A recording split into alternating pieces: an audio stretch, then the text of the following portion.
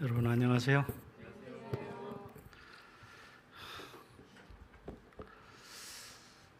가실 때도 많고 너무 분주한 세상인데 일주일씩 시간을 낸다고 하는 것이 보통 일이 아니잖아요. 그런데도 불구하고 오늘 이렇게 오신 분들을 보니까 여러분들은 보통 대단한 분들은 아닌 것 같아요. 어떤 일을 우리가 선택을 하는 건 순간인데 그 선택의 결과가 참 오래 갈 때가 있어요. 예전에 가전제품 선전 가운데 순간의 선택이 10년을 저하합니다.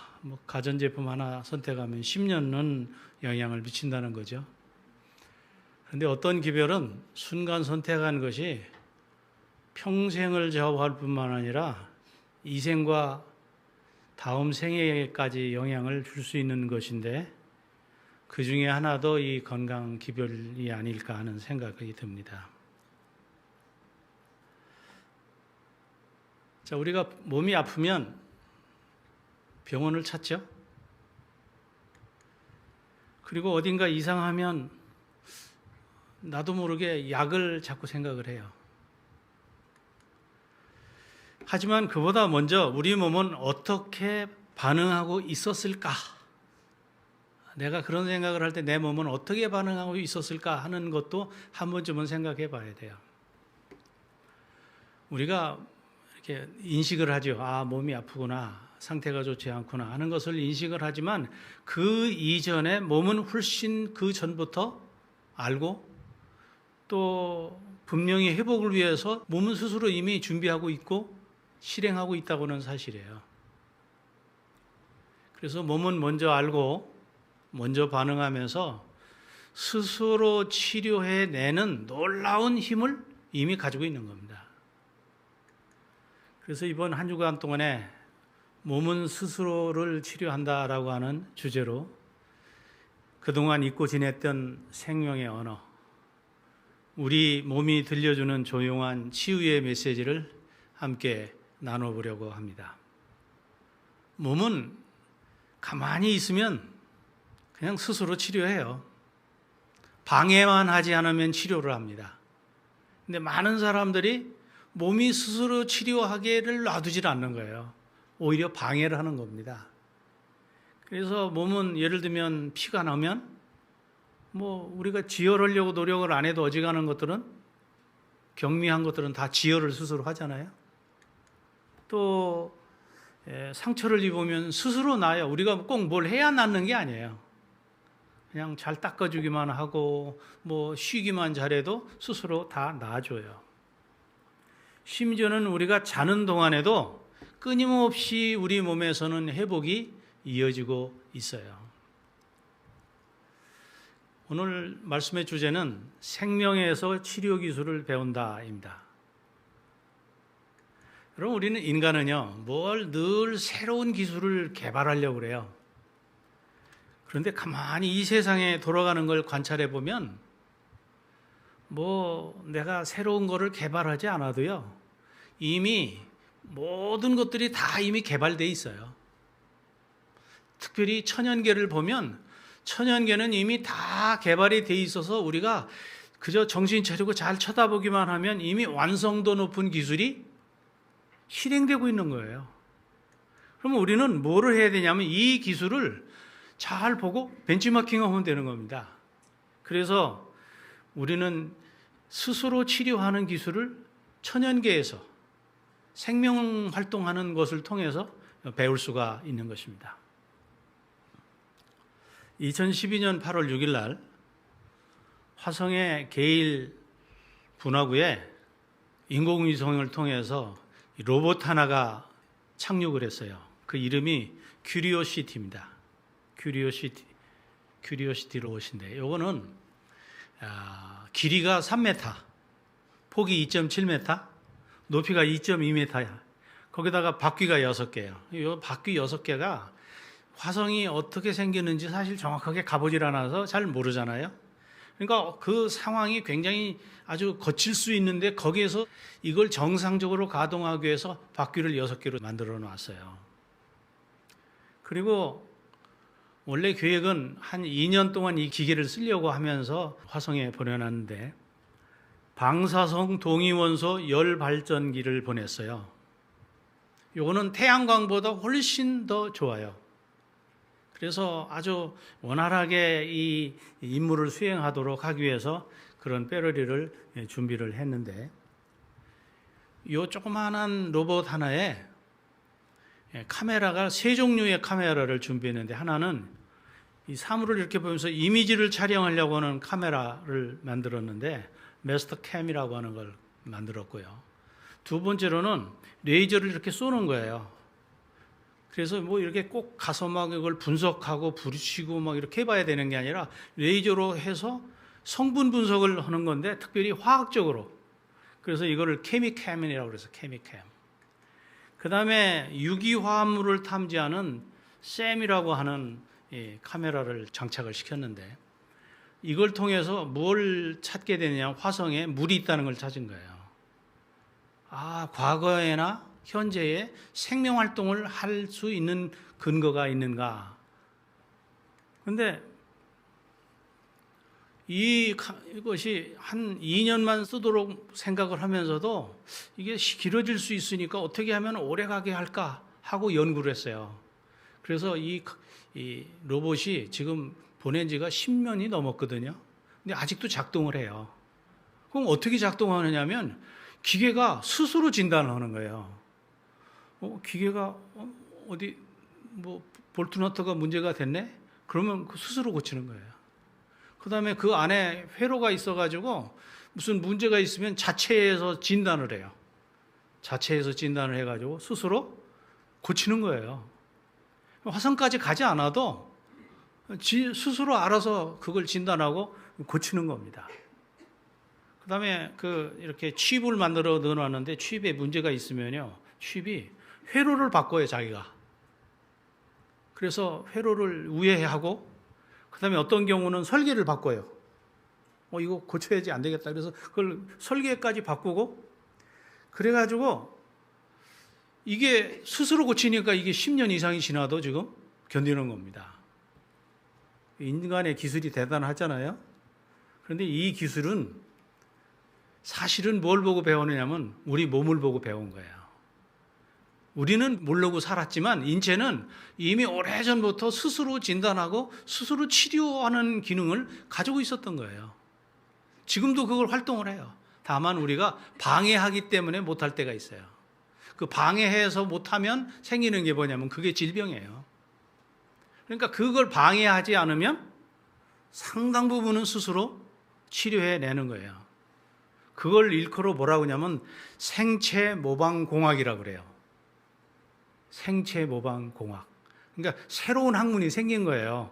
이 학문의 특징이 뭐냐면 스스로 진단한다는 거예요. 그 다음에 문제가 생기면 새로 고치거나 우회하거나 재설계하거나 이런 일들을 통해서 이게 정상 가동이 될 수 있도록 만드는 거예요. 그래서 이 재구성하고 복구 기능을 만들어 놓았기 때문에 이 원리를 이해하게 되면 굉장히 놀라운 인체를 아주 잘 활용할 수가 있는 겁니다. 그럼 이 생체 모형 공학이란 뭐냐? 자연에 간직되어 온 생명체의 구조나 기능과 생존 전략을 모방해서 기술과 시스템을 개발하는 학문이에요. 근데 우리는 이런 게 있나 하는데 생각보다 우리 주변에 이미 이것이 생활화되어 있는 겁니다. 많이 이루어져 있어요. 쉽게 말하면 자연이 먼저 사용하는 것을 인간이 배워서 쓰는 거예요. 인간이 배워서 쓰는 거예요. 그래서 이 자연의 생명체에서 지혜를 배워 로봇도 만들고 소제품도 만들고 건축, 의료기술, 심지어는 우주기술까지 이런 걸 통해서 개발을 하는 겁니다. 제가 젊은 시절에 이제 유학을 갔는데요. 어느 날 누웠다가 깜짝 놀란 거예요. 집안에 뱀이 들어온 거예요. 근데 뱀이 어디 있느냐면 천장에 있는 거예요. 누워 있는데 이렇게 보니까 얼마나 놀랐는지 몰라요. 남자인 전 깜짝 놀래가지고 우리 일하는 그 도우미한테 물었어요. 현지 도우미한테. 이게 어떻게 집에 들어오느냐고 그랬더니 아무렇지도 않은 것처럼 얘기하는 거예요. 목사님 그게 뭐 어때요?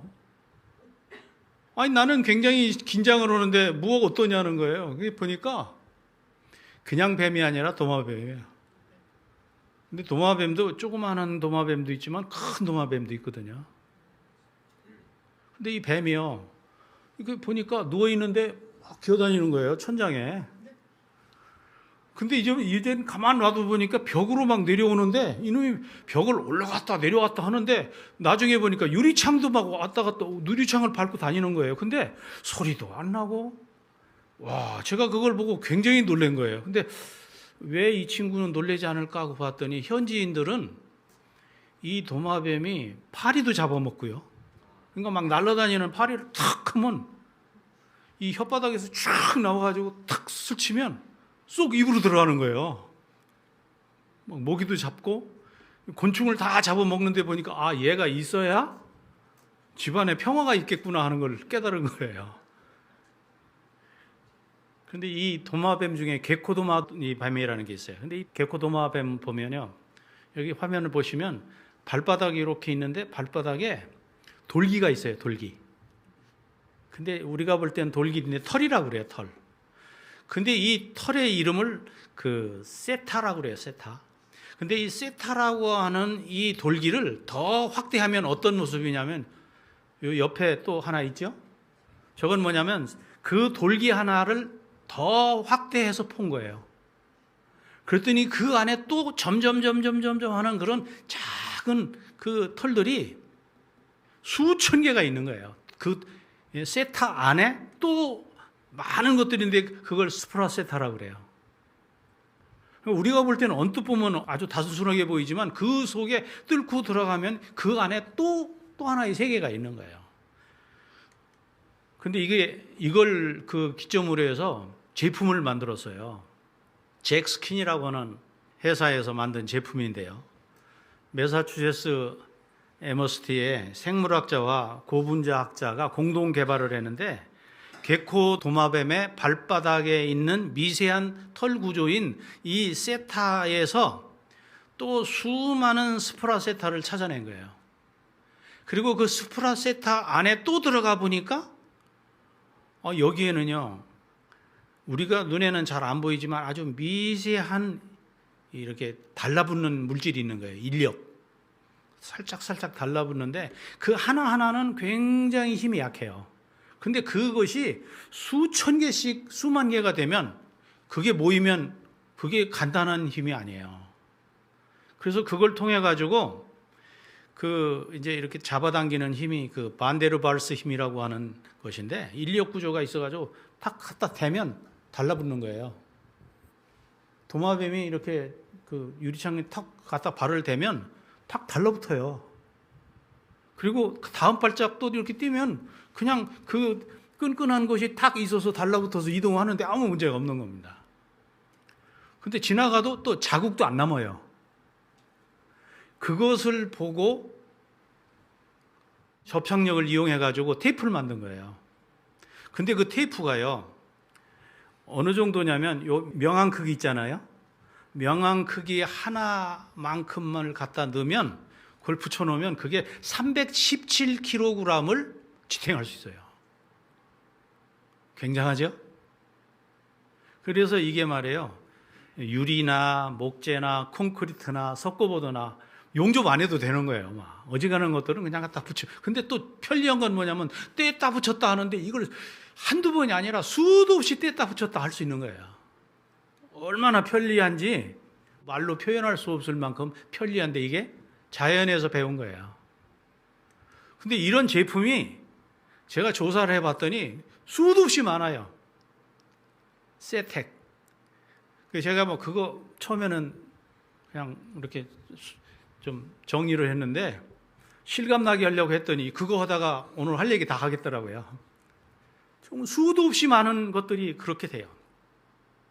그런데 인체의 그 시스템을 모델로 해서 이번에는 뭐도 만드냐면 의료기기를 만드는 겁니다. 의료기기. 근데 의료기기를 만드는데 우리가 예를 들면 어디 이렇게 상처가 나잖아요.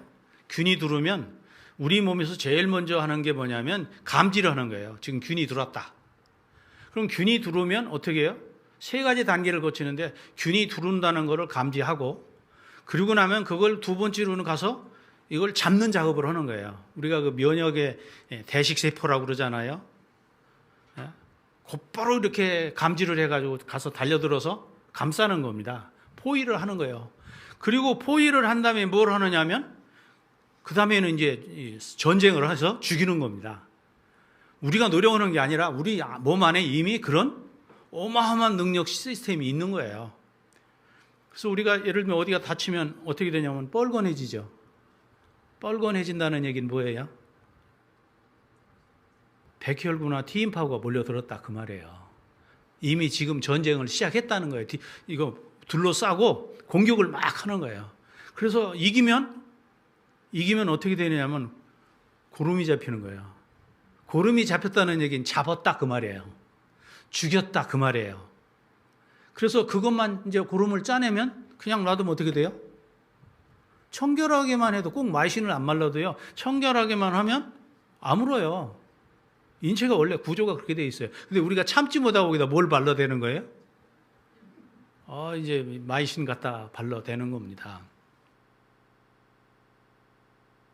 그런데 그걸로 끝나는 게 아니라 기억을 해요. 이번엔 균이 들어왔었다. 근데 우리가 싸워서 이겼다. 근데 이겼는 걸로 끝나는 게 아니라 인체는 그거를 다 기억을 하는데 이번엔 누구가 순차적으로 공격을 했더니 아주 효율적으로 이 녀석을 잡았다. 그러면 그거를 모델로 싸웠던 이겼던 그 경험을 다 기록을 해요. 그래가지고 그 백신을 만들어 놓는 거예요. 한번 싸워서 이겼으니까 그걸 어디다 보관하냐면 요 가슴에 이 흉선이라고 하는 데가 있어요. 흉선. 이 티무스라고 하는 곳에다 이걸 딱 저장을 해 놓는 거예요. 예를 들면 수두 바이러스 아이들 알죠? 수두 바이러스를 딱 앓고 나면 그걸 다 기억을 해요, 몸이. 그래서 이 흉선에다가 딱 저장을 해 놔요. 태어날 때 여기 한 3g에서 4g 정도 된다고 그래요. 근데 이게 줄어들면 죽는 거예요. 그러니까 이런 것이 없으면 죽는 겁니다. 근데 이것이 다 저장을 하고 있는데 이제 재미난 얘기가 있어요. 독일이 통일이 됐잖아요. 그런데 통일이 되기 전에 동독은 가난하고 서독은 부유했거든요. 그래서 수두가 이렇게 오기 전에 서독 사람들은 뭘 했냐면 예방접종을 시킨 거예요. 수두 바이러스 약하게 해가지고 예방접종을 해서 몸에서 연습을 시키는 거예요. 그런데 동독 사람들은 가난해서 그 예방접종을 못 맞춘 겁니다. 그런데 그 사람들이 컸어요. 어른이 된 거예요. 통일이 된 거예요. 그런데 나이가 들었는데 몸이 약해질 때가 있잖아요. 우리가 그걸 저항력이 떨어졌다고 그래요. 저항력이 딱 떨어졌을 때 몸 안에 있던 수두 바이러스가 발작을 해요. 그걸 발작을 하는데 서독 사람들은 발작을 하는 거예요. 왜냐하면 제대로 싸운 경험이 없는 거예요. 그런데 동독 사람들은 환경이 안 좋으니까 제대로 싸운 거예요. 그래서 이걸 여기다 저장을 해놨어요. 흉선에다가. 그러니까 수두 바이러스가 발동을 딱 하면 얘가 야 우리 옛날에 싸워봤던 애 아니야? 싸웠지. 그러면 걔 좀 보내줘. 그럼 오면서 뭐 하느냐면 이걸 이렇게 복제를 해요. 짤막한 시간에 수도 없이 복제를 해가지고 수두 바이러스를 그냥 공격해가지고 나는 수두에 걸렸는지도 모르는 사이에 나서버린 거예요. 그런데 소독 출신들은 거기서 뭐가 나오냐면 대상포진이 발동하는 거예요. 그럼 대상포진이라는 건 결국은 수두 바이러스가 발동한 거예요. 요즘 우리 주변에 대상포진 앓는 사람 많잖아요. 그러니까 이제 저항력 떨어졌다. 그거예요. 그리고 어렸을 때 제대로 싸워본 경험이 없다. 그러니까 요즘 젊은 아이들, 크는 아이들은 이런 게 이제 문제가 될 수 있어요. 그래서 이걸 근간으로 해서 바이오 센서, 자가 진단 로봇, 스마트 약품 약물 전달 시스템 이런 것들을 만드는 겁니다. 우리 주변에 이런 그 인체에서 보고 배운 걸 가지고 만든 기계가 많아요. 예를 들면 혈당 측정기, 그 다음에 코로나19 신속 항원 검사 키트라고 했잖아요. 이거 다 몸에서 보고 배운 거예요. 굉장한 것 같지만 그건 다 우리 몸 안에 있는 거예요. 이거 다 필요 없는 짓을 하고 있는 겁니다. 예?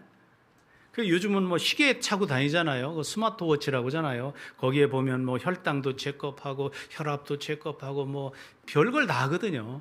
이거 다 몸에서 보고 배운 거예요. 뭐 돈 주고 사지만 사실은 그런 거예요. 심지어는 나노 로봇 요즘 많이 쓰잖아요. 나노 로봇은 굵기가요. 머리카락 굵기의 수천 분의 1 수준이에요. 그런데 그 조그마한 로봇을 만들어서 어디다 집어넣느냐면 혈관 속에 넣고 이 소화기에다 집어넣는 겁니다. 그래서 이 암세포나 염증 부위에 존재하는 특별한 단백질이나 이런 것들이 이렇게 나오면 아까 설명했던 3가지 과정을 거치는 거예요. 감지할 뿐만 아니라 즉시 공격, 그 치료를 시작하는 거예요. 그리고 끝나고 나면 메모리, 기억을 딱 해두는 거예요. 딱 그렇게 해서 기억을 해놨다가 나중에 써먹는 겁니다. 그러니까 면역세포처럼 혈관이나 림프나 소화기 조직을 돌면서 감시하고 그 다음에 활동해서 공격하고 치료하고 그리고 마지막에는 보관하는 거예요. 그래서 몸은 자동이에요. 몸은 스스로 치료하게 구조가 되어 있어요. 네? 몸은 스스로 치료하게 되어 있어요. 그래서 이 인공 면역세포예요. 지금 우리가 만드는 것들은 다 몸 안에 이미 있는 건데 우리가 그거를 제대로 쓰지 못하도록 살기 때문에 그러면 한 주일 동안 뭐 할 거냐면 그런 것들이 무엇인지를 하나씩 찾아서 제가 설명할 거예요. 들을만 하겠어요? 반응이 시원찮은 것 같아요. 여러분이 이제 같이 저랑 호흡을 맞추면 제가 확실하게 이 부분을 해결해 드릴 것이고 뭐 여러분이 대강하면 저도 뭐 흥얼흥얼 대강할 수도 있어요. 자, 그러면 여기 지금 캡슐이 있죠? 여기 캡슐 하나 입에다 이렇게 넣잖아요. 그러면 이게 이제 식도를 거쳐서 소화기로 들어가죠. 이걸 캡슐 로봇이라고 그래요. 캡슐 로봇. 이걸 가지고 뭐 하냐면 내시경을 해요. 요즘은.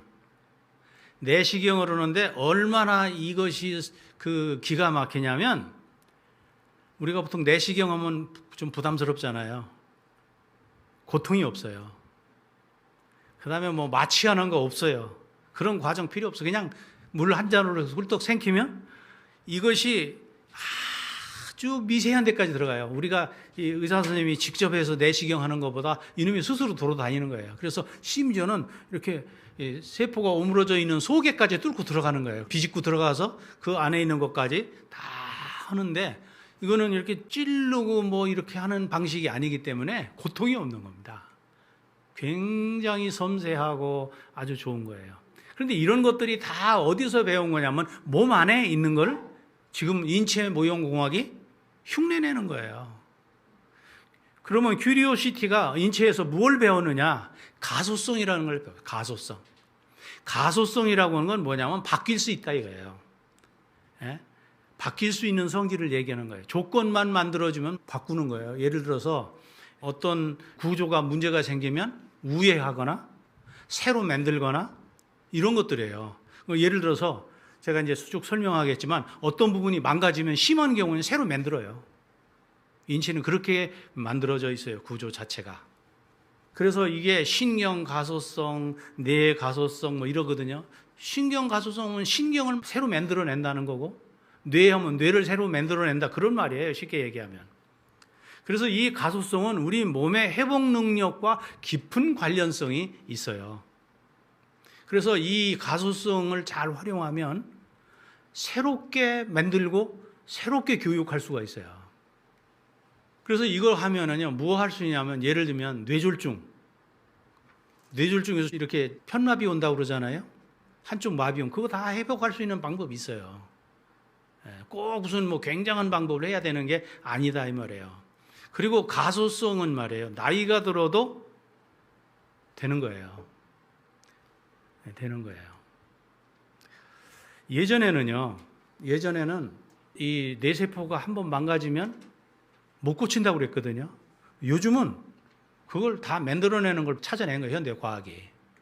자, 여기 뇌는요, 이런 구조를 가지고 있는데, 뇌가 이게 말을 잘 하려면 브로카 영역이 돌아가야 되는데, 예를 들면 우리가 중풍 오는 사람도 있잖아요, 뇌졸중.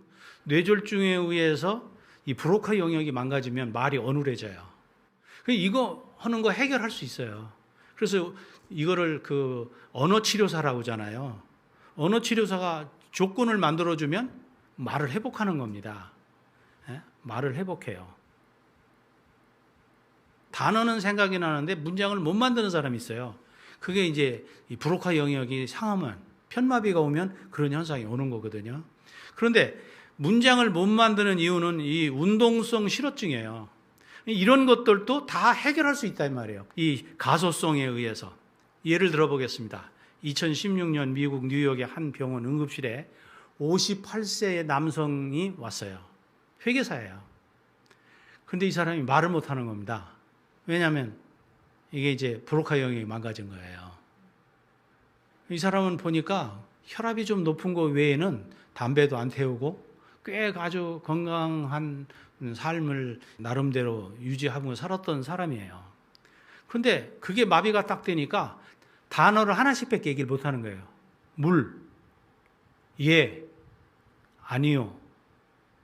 그것밖에 못 하는 거예요. 그 문장이 되도록 말을 못 하는 거예요. 문장이 되도록. 그래서 응급조치를 하고 난 다음에 뉴욕의 마운트 시나이 병원에서 이제 언어 치료를 하기 시작했어요. 재활 치료를 한 거예요. 우리나라에도 보면 재활 치료사라고 있잖아요. 재활 치료. 이 재활 치료사의 실력 차이가 굉장히 편차가 큽니다. 굉장히 커요. 그런데 2년 동안 해가지고 완치가 됐어요. 처음 3개월 동안은요, 단어만 얘기하는 거예요, 단어. 그 다음에 6개월이 지난 다음에는 문장을 짧게 얘기하기 시작하는 거예요. 그 다음에 1년이 지나면서는 일상 대화가 가능하고 2년이 지난 다음엔 거의 완벽하게 해결이 되는 거예요. 어떻게 그러면 이게 가능하냐 이거예요.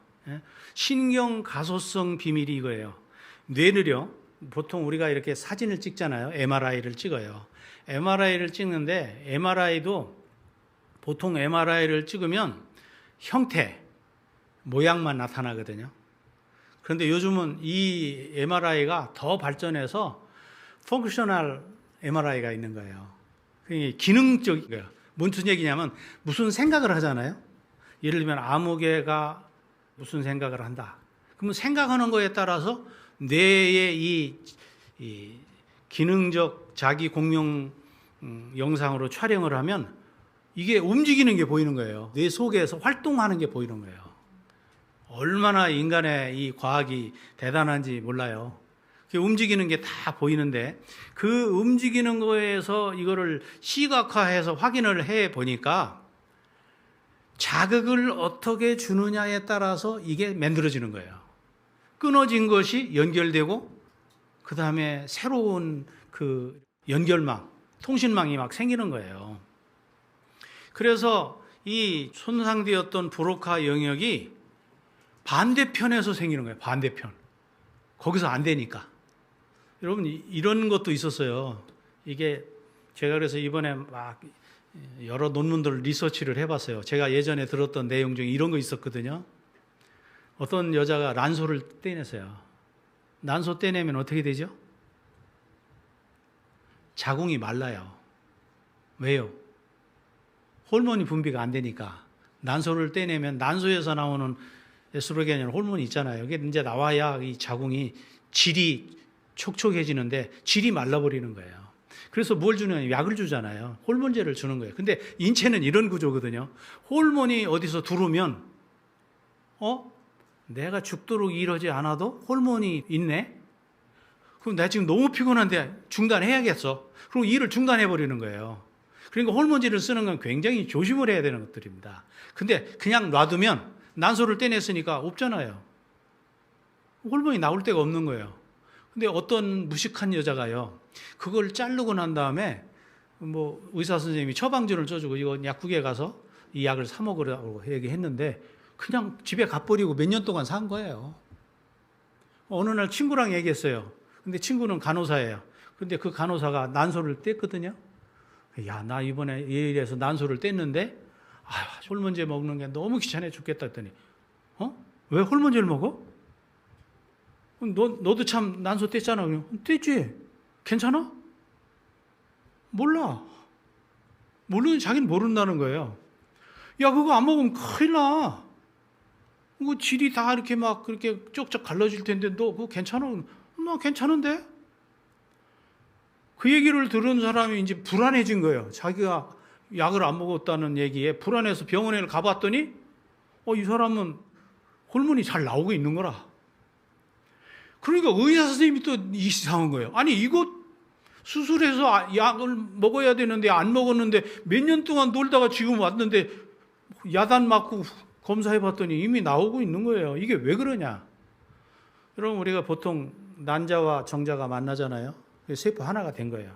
이게 핵분열을 해서 한 개가 두 개가 되고 두 개가 네 개가 되고 이게 수도 없이 분열을 하면서 그게 인체가 된 거거든요. 처음에는 세포 하나거든요. 그래서 이걸 전문화를 시킨 거예요. 전문화. 그 난소 전문화 시킨 거잖아요. 근데 난소를 뗐어요. 그러니까 몸이 어떻게 하느냐면 에스트로겐 없으면 큰일 난다.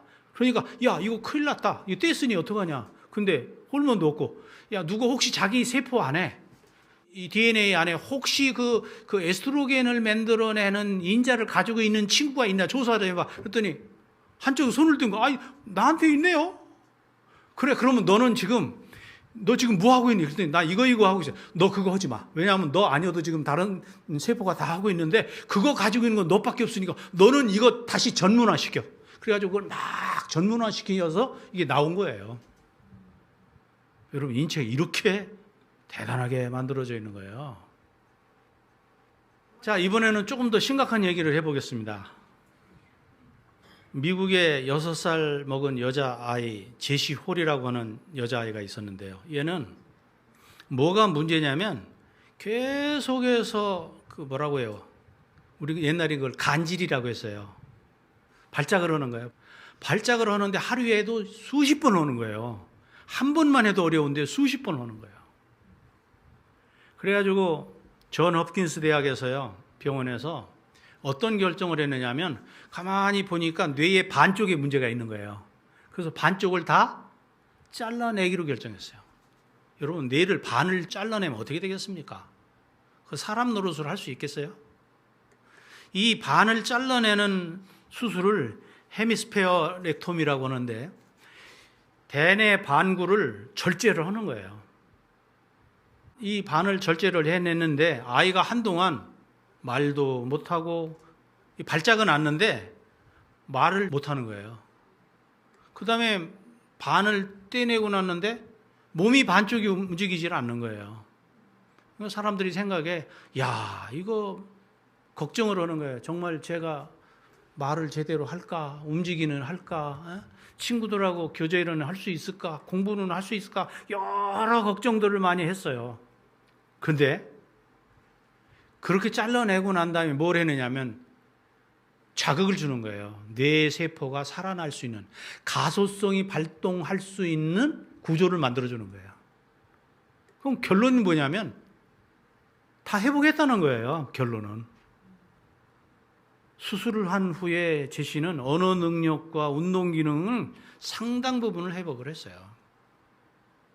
그래서 이 사례가 다양한 언론과 매체에 그리고 과학 다큐멘터리에 소개가 됐어요. 디스커버리 채널에서 소개가 됐어요. 수술 과정서부터 그 다음에 재활훈련 하던 과정 그리고 나아지는 것들을 척척 다큐니까 그걸 다 중간중간에 소개를 하고 여러 저널에 이것들이 소개가 된 겁니다. 여러분 놀라운 얘기 아니에요? 이게 굉장한 겁니다. 그러니까 이 정도니까 어지간한 거는 낫지 못할 게 없는 거예요. 이 난치성 간질로 뇌의 절반을 수술한 이 환자가 말입니다. 해결된 것이 바로 이 신경 가소성이에요. 그래서 처음에는 언울했지만 얼마큼 시간이 지나면서 훈련을 하고 나니까 회복이 되는 거예요. 제가 내일은 치매를 다룰 건데요. 치매가 해결할 수 있는 방법이 이 원리에 의해서 하면 감쪽같이 해결할 수 있어요. 실제 저는 이 일을 우리 어머니한테 했어요. 우리 어머니가 치매가 왔는데 결국 해결했어요. 박수 쳐도 괜찮아요.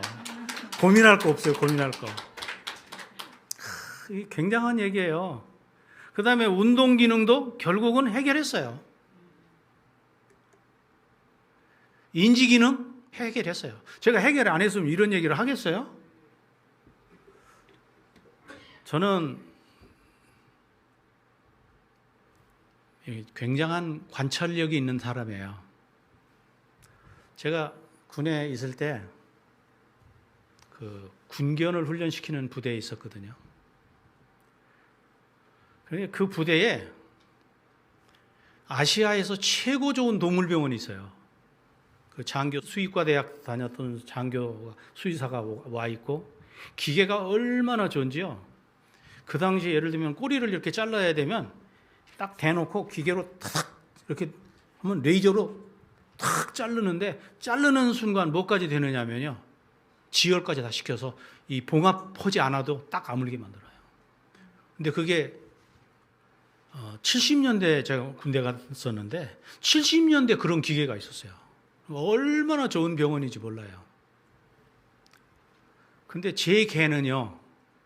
어느 날 상처가 났는데 안 낫는 거예요. 조그만한 상처가 났는데 영 안 낫는 거예요. 뭐 마이신 계속 쓰고 뭐 하고 뭐 하는데 근데 제가 보니까 저한테는 그게 자식 같은 애거든요. 그리고 걔가 내 운명을 결정을 해요. 왜냐하면 군견부대니까. 이 애를 치료를 해야 될 텐데 그 동물병원의 이 무생병들이 아무리 해도 못하는 거예요. 근데 제가 어느 날 가만히 생각해 본 거예요. 이걸 어떻게 치료를 해야 되나. 근데 제가 어느 날 영감이 오더라고요. 제가 이제 군에 가기 전에 어떤 의사 선생님이 치료하는 걸 봤어요. 피부 치료. 아무래도 치료가 이게 잘 안 되는 거예요. 상처 크지도 않은데. 근데 그 의사 선생님이 굉장히 경험이 많은 의사 선생님인데 거기를 하다 안 되니까 이건 못 고치겠어 이렇게 해가지고는 그러더라고요. 그럼 어떻게 하나 했더니 그 핀셋 가지고요. 상처 난 데를 막 들쑤셔 놓는 거예요. 아니 지금 낫지도 않는데 막 들쑤시면 어떡하겠어요? 그 깜짝 놀라서 선생님 왜 그렇게 하세요? 그랬더니 이거 안 날 때는 이렇게 들쑤셔서 상처를 크게 하면 사태가 커져가지고 여기에 이 백혈구나 대식세포가 몰려든다는 거예요. 여러분 우리가 상처가 났을 때 이렇게 뻘건해지잖아요. 이 뻘건해진다는 건 뭐가 몰린 거예요 거기? 피가 왔다는 거예요. 피가 많은 거예요. 피가 오면 피 속에 있는 백혈구, T임파구가 몰린 거잖아요. 근데 그 뻘건했다는 얘기는 몰렸다, 지금 싸우고 있다는 거예요. 근데 요즘 제가 공부를 해보니까 그 자리에 뭐가 몰려있느냐면 소금이 몰려요, 소금. 소금이 몰렸다는 얘기는 뭐냐면 소금이 없으면 병을 못 낫는다 그 말이야. 왜냐하면 소금이 무엇을 물고 오냐, 물을 물고 오거든요. 그 물을 물고 온다는 얘기는 피를 물고 온다는 얘기예요. 그러니까 소금이 부족한 사람은 결국은 혈액이 부족한 사람이 되고 치료가 안 돼요. 제가 그래서 이제 우리 그 개를 보고 이렇게 있다가 그 위생병한테 이렇게 하자. 그래가지고 제가 상처를 좀 키웠어요. 그랬더니 막 깜짝 놀라는 거예요. 내 개인데 왜 네가 그렇게 하느냐 이거예요. 그래서 봐. 얼마 있었더니요. 그렇게 항생제 쓰고 해도 안 되던 게 이게 가소성의 원리에 의해 가지고 스스로 치료를 하는 거예요. 완치가 됐어요. 그러니까 의생병들이 저를 어떻게 보겠어요? 이야, 저 사람 도대체 뭐 하는 사람인데? 제가 이렇게 군견 훈련 교본도 쓴 사람이거든요. 이론가예요, 제가. 근데 이야, 저런 것도 할 줄 아나? 여러분 이게 오늘 제가 첫날이라 그냥 조금 얘기하는 거예요. 이게 살짝 얘기하는 게 이 정도인데 앞으로 이제 구체적인 얘기를 해보세요. 어떤 사람이 며칠 전에 저한테 전화했어요. 목사님, 간이 망가졌는데 간 어떻게 회복하는 방법이 있어요? 그 얘기 듣고 갑자기 생각이 나더라고요. 제가 의학적으로 얘기하는 것보다 말을 쉽게 해야겠더라고요. 그리스 신화 속에 보면요, 프로메테우스가 나와요. 이 프로메테우스가요, 그 신화 속에 보면 인간에게 불을 갖다 준 신이에요. 불. 인간이 불을 갖게 된 것으로 인해서 인간의 능력이 확 올라가는 겁니다. 그러니까 제우스가 화가 났어요. 화가 나서 프로메테우스를, 야, 제우스 산 그 바위에다 갖다가 묶어라. 체인으로 해서 묶어놓고 그 하루에 한 번씩 독수리를 보내가지고 간을 찍어 먹게 해라. 간. 근데 이 형벌이 무서운 이유는 뭐냐면요, 간을 다 찍어 먹는 게 아니라 일부만 찍어 먹는 거예요. 그런데 이게 자고 나면 찍어 먹은 게 다 회복이 되는 거예요. 그럼 그 이튿날 회복한 것만큼 또 찍어 먹는 거예요. 그 이튿날 또 찍어 먹고 또 찍어 먹고 계속 찍어 먹는 거예요. 그러니까 고통이 끝나질 않는 거죠. 그러니까 아주 상당히 지능적으로 괴롭힌 거예요. 상당히 지능적으로. 고통이 끝이 없게 해주겠다 그 말이에요. 그런데 이 신화에서 깨달아야 할 것 중에 한 가지는 뭐냐면, 그리스 사람들이 그때 이미 간이 회복이 잘 된다는 원리를 아는 거예요. 스스로 치유하는 능력이 있다는 걸 안 거예요. 그래서 요즘은요, 간이 이상이 있으면 이식하죠? 그러면 간을 이식할 때 보통 간을 반을 잘라서 이식하거든요. 그러면 이걸 준 사람도 있고 받은 사람도 있는데, 준 사람도 회복되고 받은 사람도 회복되는 겁니다. 왜냐하면 70%에서 75%까지 손상이 된 것을 간은 회복을 해내는 거예요. 그러니까 우리가 이런 원리들을 이용하면 치료할 수 있는 병이 굉장히 많아요. 왜냐하면 인체는 스스로 진단하고 재구성해가지고 회복하도록 설계가 되어 있는 거예요. 간은 아주 세포 분열 능력이 굉장히 뛰어나는 겁니다. 제가 앞으로 기회가 될 때마다 이런 얘기를 할 텐데요. 제가 몇 년 전에 손가락 끝을 다쳤어요. 손가락 끝을 다쳤는데 장애가 올 만한 상처를 받았어요. 그래가지고 제가 사는 데가 여기 서울대학 옆에 살거든요. 그러니까 집 앞에 병원으로 뛰어갔어요. 손을 이렇게 붙잡고. 갔더니 병원에서 뭐라고 하냐면, 심각한 손상입니다. 우리 서울대학 병원에서는 이거를 못합니다. 전문 병원을 소개해 드릴 테니까 가십시오. 그러니까 뭐냐면, 이게 손가락 끝을 이게 봉합하는 그 수술이 별도로 있는 거예요. 그 병원을 제가 갔어요. 가만히 생각하니까 제가 불구자가 되게 생긴 거예요. 그래서 그 밤에 이제 여기를 봉합을 했어요. 근데 가만히 의사가 하는 얘기를 들어보니까 뭐 절차가 보통 복잡한 게 아니에요. 신경 하나하나 끊어진 거를 다 연결하는 수술을 하고 뭐 하고 하는데, 가만히 보니까 치료 기간도 짧지도 않을 뿐만 아니라, 그래서 제가 이거 보통 얼마나 들겠습니까? 그랬더니 한 3천만 원은 들어야 할 것 같습니다. 그러더라고요. 3천만 원. 근데 그 정도 되면 사람이 다 겁을 먹거든요. 겁을 주더라고요, 진짜. 사실이기도 하지만 겁도 주는 거예요. 왜냐하면 그렇게 해야 매출이 오르잖아요. 제가 가만히 보다가 제가 이 가소성의 원리가 생각이 나더라고요. 제가 한 3일인가 있다가 이제 신경 접합 수술을 해야 된다고 그러는데, 퇴원을 해야겠습니다. 그랬더니 저를 아주 무식한 사람 보듯이 보더라고요. 뭐 이런 무지한 인간이 있어? 하는 거예요.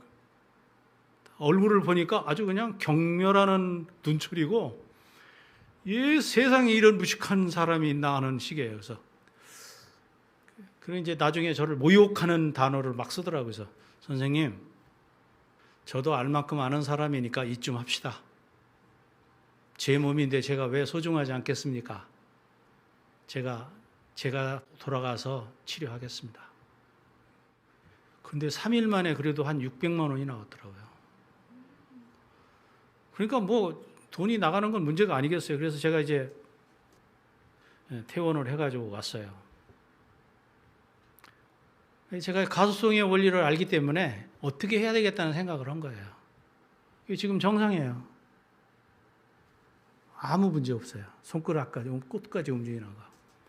우리 삶에서 이런 것들이 얼마든지 있을 수 있다는 거예요.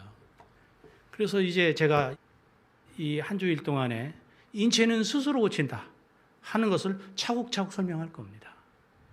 차곡차곡 설명할 거예요. 자, 오늘 이제 제가 마무리를 해야 될까, 하나를 더 해야 될까 하는 생각이 드는데요. 피부가 상처를 나면 스스로 덮고 메우는 설계도대로 살아요. 예를 들어서 피부가 상처가 딱 생기잖아요. 그러면 인체는 감지를 하죠. 균이 들어오잖아요. 그러니까 제일 먼저 하는 게 균이 못 들어오게 하기 위해서 혈액 응고를 시키는 거예요. 여러분, 나무도 부러지면 진액이 나오잖아요. 소나무 나오는 진액을 우리가 송진이라고 하잖아요. 인체에서도 혈액을 응고시키는 거예요. 그 다음에 이미 들어와 있는 것들은 가서 이제 포획 작전을 하죠. 그러면서 염증 반응이 생기잖아요. 그것이 끝나고 나면 섬유화 세포를 증식하는 거예요. 우리가 그 콜라겐이라고 하지 않습니까? 콜라겐이 이렇게 나오고 거기에 그 새로운 신생 혈관이 생기는 거예요. 그리고 나서 마지막으로는 재생 피화라고 그래요. 이거를 얇은 막으로 싹 덮어요. 피부를 얇은 막으로 덮어가지고 균이 더 이상 침입하지 못하도록 하면서 이 피부가 재생되도록 만들어주는 겁니다. 그래서 이 하나를 회복하기 위해서요, 신경, 혈관, 면역세포 뭐 이런 것들이 다 이렇게 공동 작업을 한 다음에 외부를 탁 막아서 이 인체를 완벽하게 손질해 내는 거예요. 인체는요, 단순한 장기가 아니에요.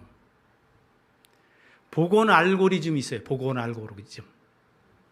그래서 우리는 할 일이 뭐냐면 그거를 복원 알고리즘이 작동할 수 있도록만 해주면 되는 거예요. 내일은 그 복원 알고리즘 중에 치매 다룰 거예요. 제가 성경을 읽으면서요, 참 다른 사람하고 읽는데 느낌이 다른 게 있어요. 시편 139편 14절에 내가 주께 감사하오면 나를 지으심이 뭐라고요? 신묘막측하심이라.